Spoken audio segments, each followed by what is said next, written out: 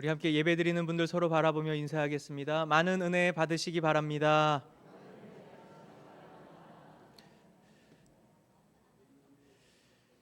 이 예배를 통해 주님이 주시는 은혜와 사랑과 위로가 충만한 시간이 되기를 주님의 이름으로 축복합니다. 2025년이 시작된 지 엊그제 같은데 이제 한 달 남짓, 올해도 얼마 남지 않았습니다. 교회는 이맘때가 되면 자연스럽게 남은 한 해를 마무리하고 또 내년을 위한 계획을 수립합니다. 오늘도 정책 당회가 있고 또 각 기관마다 또 총회가 있고 내년에 각 부서와 재직, 당회, 누가 어떤 직분을 맡아 섬길까 하는 여러 제안들이 오가며 또 기도하고 결정해야 하는 이 교회로서는 아주 중요한 시기입니다. 요즘 저에게 우리 성도님들이 이런 말씀을 많이 하십니다. 목사님, 저 회장 됐습니다. 목사님, 저 임원 됐습니다. 이렇게. 그러면서 얼마나 또 환하게 웃으시는지 저도 기쁜 마음으로 잘 하실 거라고 또 축복해 드리고 또 격려해 드렸습니다. 이 성도교회 담임으로서 우리 성도님들의 헌신과 또 섬김을 보면 정말 귀하다 하는 생각이 들고 진심으로 감사한 마음이 듭니다. 제가 감사한 마음을 더욱 느끼는 이유는 이 코로나를 지나면서 한국교회 성도들이 섬김과 헌신에 대해 미온적인 이 태도를 보이기 때문입니다. 그동안 목회를 하면서 이맘때에 저를 찾아오시는 이 성도님들 중에 목사님, 내년에 교회를 위해 헌신하고 싶습니다. 아무 부서라도 좋으니까 목사님께서 결정해 하셔서 알려주시면 순종하겠습니다. 이렇게 말씀해 주시면 얼마나 좋을까요? 얼마나 행복할까요? 주로 이렇게 말씀하십니다. 목사님, 내년에는 제가 섬기지 못할 것 같습니다. 너무 바쁘고 몸도 아프고 능력도 없습니다. 내려놓고 싶고 쉬고 싶습니다. 이렇게 말씀하십니다. 아마도 이 처음 봉사를 시작하고 헌신하려고 했을 때는 이런 마음은 아니었을 겁니다. 시간이 지나면서 모든 것이 또 익숙해지고 타성해졌기도 하고 또 여러 상황과 환경적 요인이 있다고 생각합니다. 봉사를 그만두고 싶은 생각과 마음이 드는 근본적인 이유는 이 봉사라는 것이 일이 되고 의무가 되었기 때문입니다. 코로나 이후부터 한국교회는 봉사자들의 숫자가 점점 줄어들었습니다. 온라인 예배를 드리다 보니까 이 예배만 드리는 것이 익숙해졌고 또 편해지다 보니 이 봉사보다는 예배만 드리고 돌아가는 성도들이 점점 많아지게 된 겁니다. 그래서 나타난 현상이 있는데 봉사를 하는 분들에게만 이 사역이 몰린다는 거예요. 제가 지난주에 카페를 갔더니 성도님이 계셨어요. 그리고 또 이동해서 어느 부서로 갔는데 또 그 부서에 가보니까 또 그분이 계시더라고요. 그리고 또 사무실을 갔는데 사무실에서도 또 만났습니다. 그러니까 1인 몇 역을 하는 겁니까? 이 몸이 10개라도 부족해 보였습니다. 바쁘게 봉사하는 분들 보면서 성도님들은 어휴, 이 봉사하면 큰일 나겠다. 너무 힘들 것 같네. 이렇게 또 지레 겁을 먹고 봉사를 아예 거절하기도 합니다. 연세가 드신 분들은 기력이 쇠하니까 봉사를 하고 싶어도 못하고 젊은 사람들은 또 헌신도가 떨어지고 그로 인해 점점 봉사자가 줄어드는 것이 이 한국교회의 상황입니다. 그래서 오늘은 내년을 준비하며 봉사에 대해 성경은 어떻게 말하고 있는지 그리고 왜 봉사해야 하는 것인지 본문을 통해 함께 살펴보려고 합니다. 오늘 본문은 너무나 유명한 비유입니다. 달란트 비유입니다. 달란트 비유는 집을 떠나 멀리 여행을 떠나는 주인의 이야기로부터 시작됩니다. 주인은 종들에게 각각 달란트를 맡깁니다. 첫 번째 종에게는 5달란트, 두 번째 종에게는 2달란트, 세 번째 종에게는 1달란트를 맡겼습니다. 주인이 종들에게 맡긴 달란트는 매우 큰 돈입니다. 예전에 교회에서 이 달란트 시장이라는 걸 했었는데 물감이 10달란트, 색연필이 5달란트 이래서 그 달란트를 주고 샀었던 기억이 있습니다. 이 달란트의 실제 금액을 알면 깜짝 놀랄 겁니다. 사실 한 달란트는 대략 6천 데나리온에 해당합니다. 1 데나리온은 당시 일용직 노동자가 벌 수 있는 하루 품삯이었습니다. 그러니까 6천 데나리온, 1달란트는 일용직 노동자가 17년을 일해야 벌 수 있는 엄청나게 큰 돈이라는 겁니다. 여러분 지금 다 놀라고 계신 거죠? 일반 사람들은 상상할 수 없는 어마어마한 돈을 주인이 맡기고 갔던 겁니다. 또한 주인은 그 돈을 어떻게 사용하라는 이 요구를 하지 않았어요. 아무런 말도 없었습니다. 그냥 돈만 맡기고 떠났던 겁니다. 그 돈을 가지고 무엇을 하든 상관이 없어요.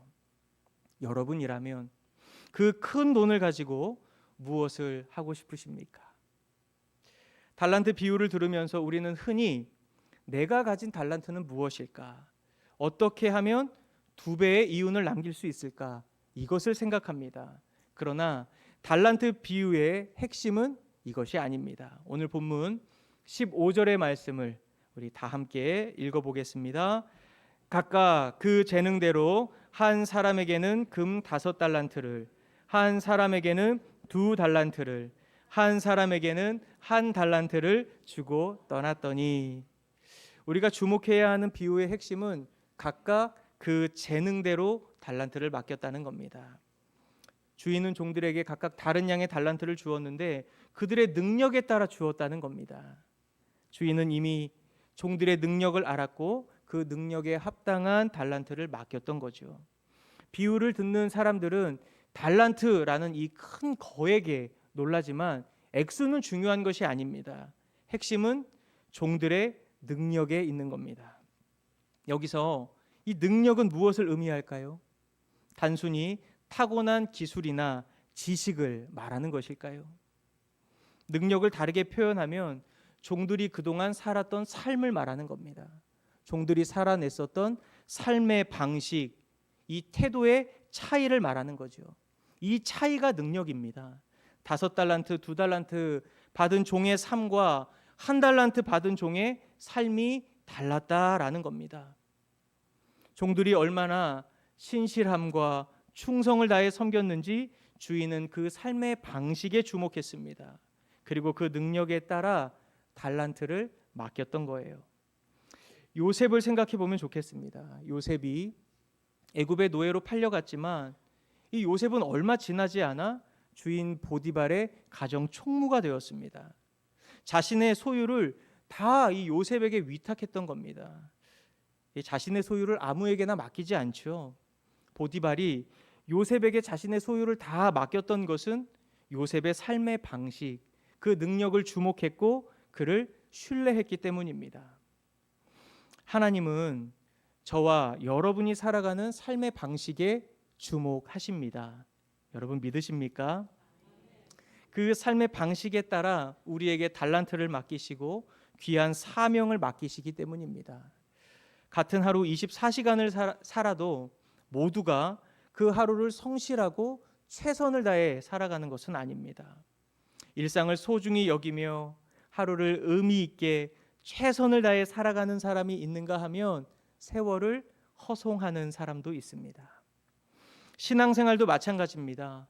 우리 모두 하나님을 믿는다 이렇게 고백하지만 믿음의 태도, 믿음의 방식에는 분명한 차이가 있습니다.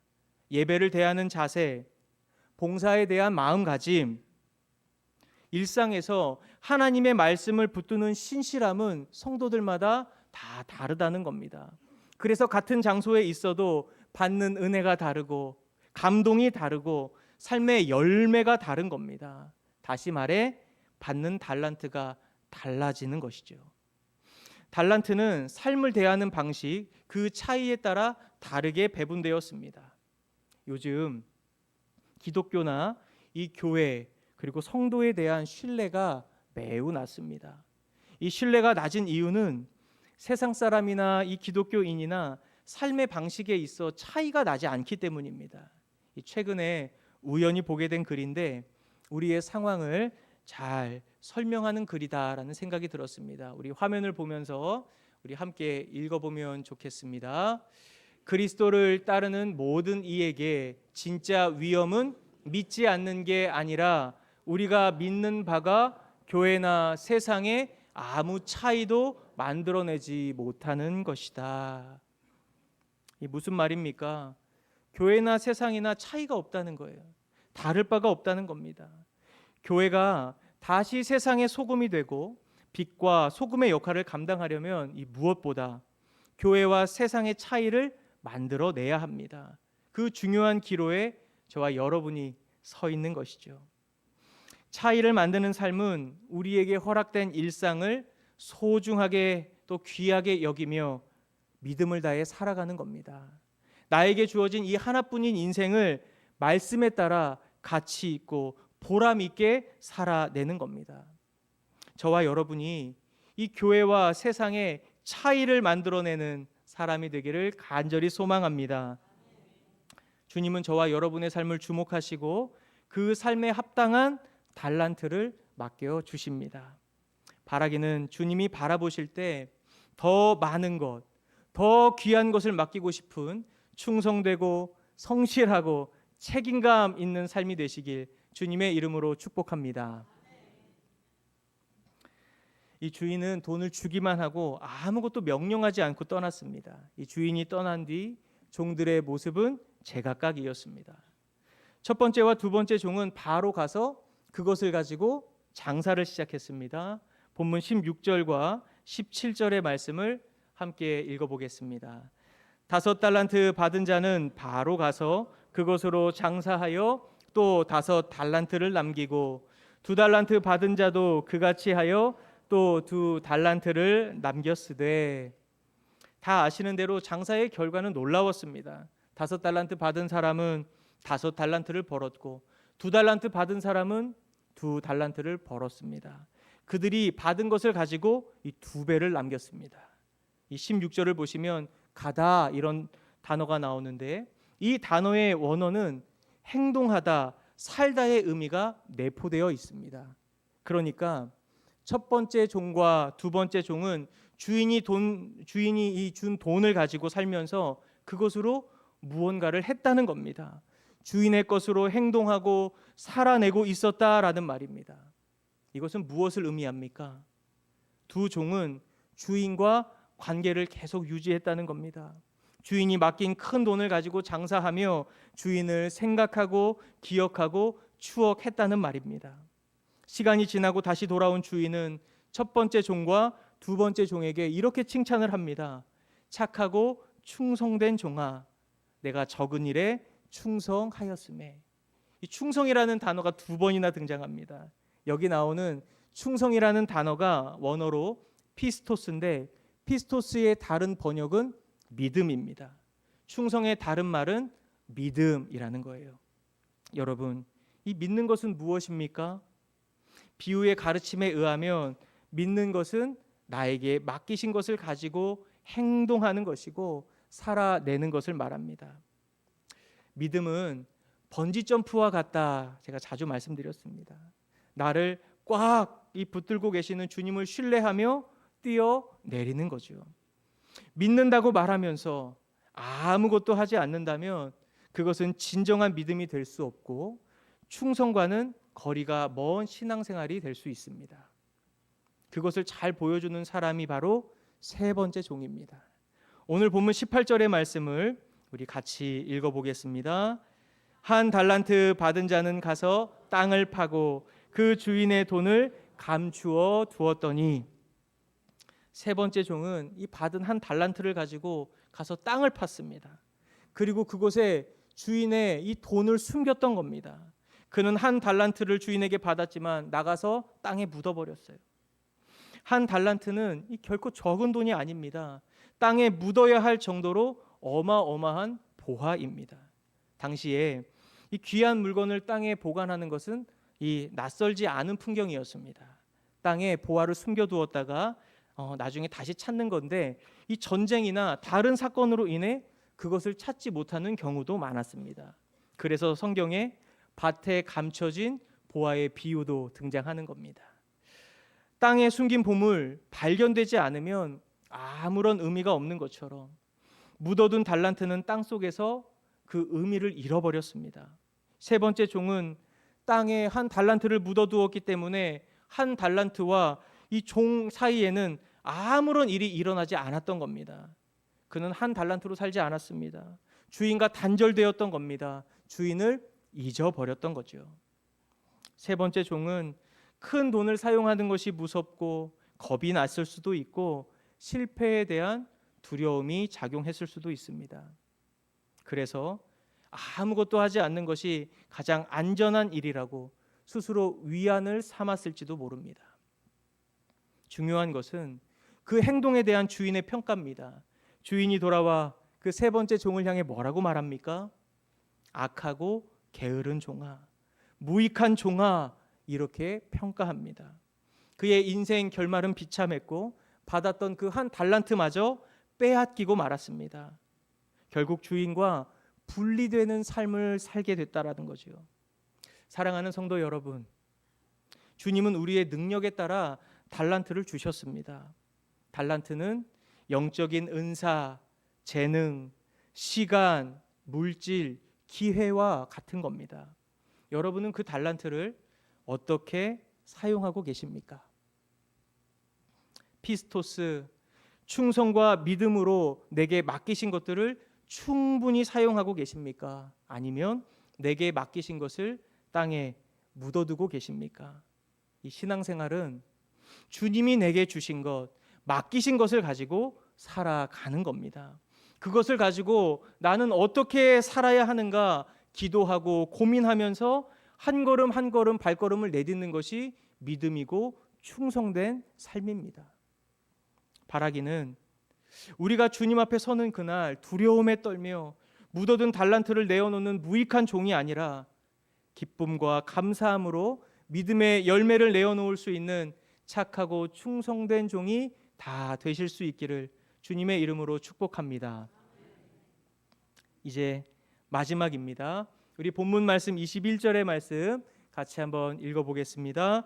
그 주인이 이르되 잘하였도다 착하고 충성된 종아, 내가 적은 일에 충성하였음에 내가 많은 것을 내게 맡기리니 내 주인의 즐거움에 참여할지어다 하고, 주인은 첫 번째 종과 두 번째 종의 이 충성과 믿음을 칭찬하며 놀라운 명령을 내립니다. 그것은 주인의 즐거움에 참여하라는 거예요. 이 명령이 놀라운 이유는 주인의 기쁨에 참여하는 것이 종에게 있어 가장 큰 복이자 영광이기 때문입니다. 주인의 즐거움에 참여하라는 말은 너는 더 이상 종이 아니다, 이렇게 선언해 준 겁니다. 존재의 변화가 일어난 거예요. 고대 사회에서 종은 주인의 재산 목록에 들어가 있는 존재였습니다. 종을 인간으로 취급하는 것은 상상조차 할 수 없었습니다. 그런데 그 종을 향해 너는 더 이상 종이 아니다, 나의 기쁨이 이제는 너의 기쁨이다, 주인의 즐거움에 참여할 수 있는 놀라운 은혜를 받게 된 것이고 누리게 되었다라는 겁니다.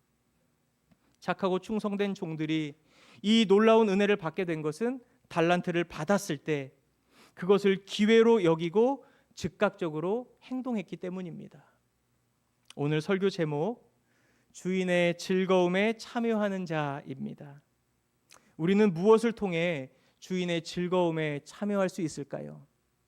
주님이 주신 달란트를 가지고 이 몸된 교회와 하나님 나라를 위해 섬기고 헌신할 때, 봉사할 때 하늘의 기쁨을 누리게 되는 겁니다. 아멘을 많이 안 하시는데 제가 오늘 안 그래도 봉사에 대한 설교를 준비하며 설교의 분위기가 무거울 거라 예상했습니다. 요즘 이 교회 봉사가 부담스러운 세 가지 이유가 있다고 합니다. 첫 번째는 세상에서 너무 바쁘기 때문입니다. 이 세상은 이전보다 많이 발전하고 편리해졌는데 이 세상살이는 더 여유가 없고 바빠진 거예요.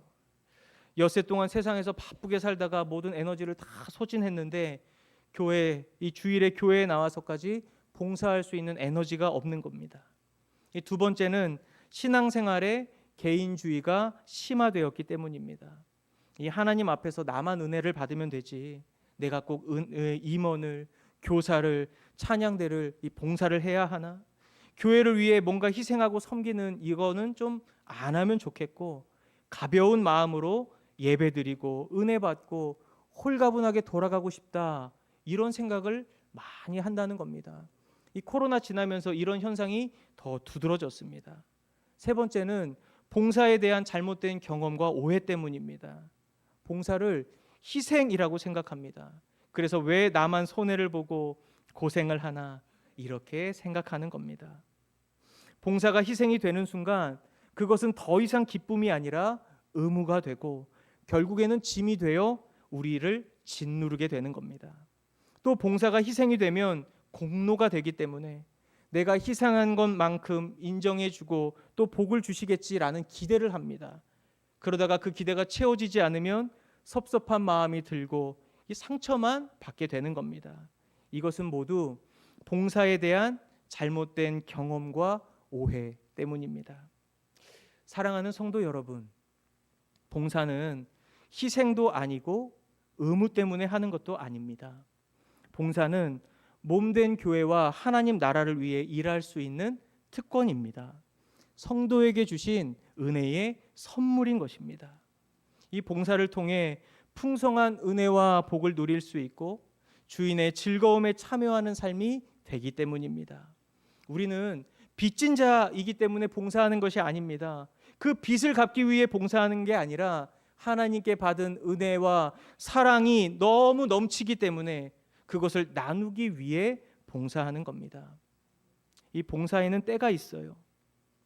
봉사의 기회가 계속 오는 게 아닙니다. 일할 수 없는 때가 또 속히 옵니다.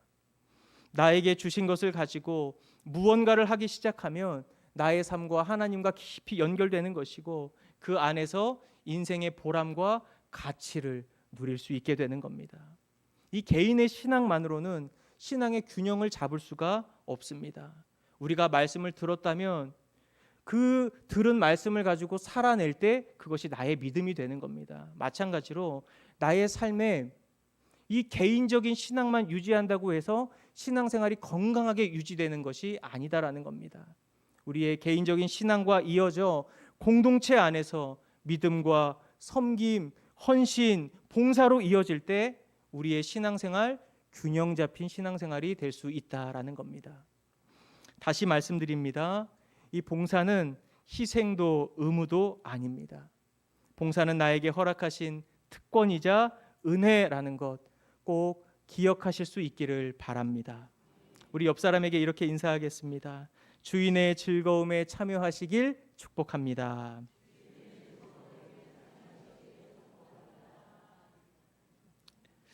이제 말씀의 결론을 맺도록 하겠습니다. 성도교회는 힘차게 도약할 2026년을 꿈꾸고 있습니다. 성도교회가 새로운 마음과 모습으로 나아가기 위해서는 성도님들의 적극적인 참여와 기도가 필요합니다. 이 아프리카에 이런 속담이 있어요. 빠르게 가려면 혼자 가고 멀리 가려면 함께 가라. 성도교회 빠르게 혼자 가는 교회가 아니라 멀리 함께 가는 교회가 되기를 소망합니다. 우리가 발을 맞춰서 멀리 가려면 무엇보다 이 교회를 사랑하는 마음으로 함께 봉사해 주시는 손길이 필요합니다. 생각해 보면 우리가 지금 누리는 이 은혜는 앞선 사람들의 섬김과 헌신이 있었기 때문입니다. 이 은혜에 진심으로 감사한 마음이 있다면 이제 우리가 다음 세대를 위해 섬김과 헌신의 자리로 나아가야 할 때입니다. 우리의 작은 봉사가 누군가에게 큰 은혜의 통로가 되는 것이고 그 은혜는 또 다음 세대에 전해지게 될 것입니다. 바라기는 주님이 맡기신 한 달란트 땅속에 묻어두고 계셨다면 오늘 다시 꺼낼 수 있는 용기와 결단이 있기를 소망합니다.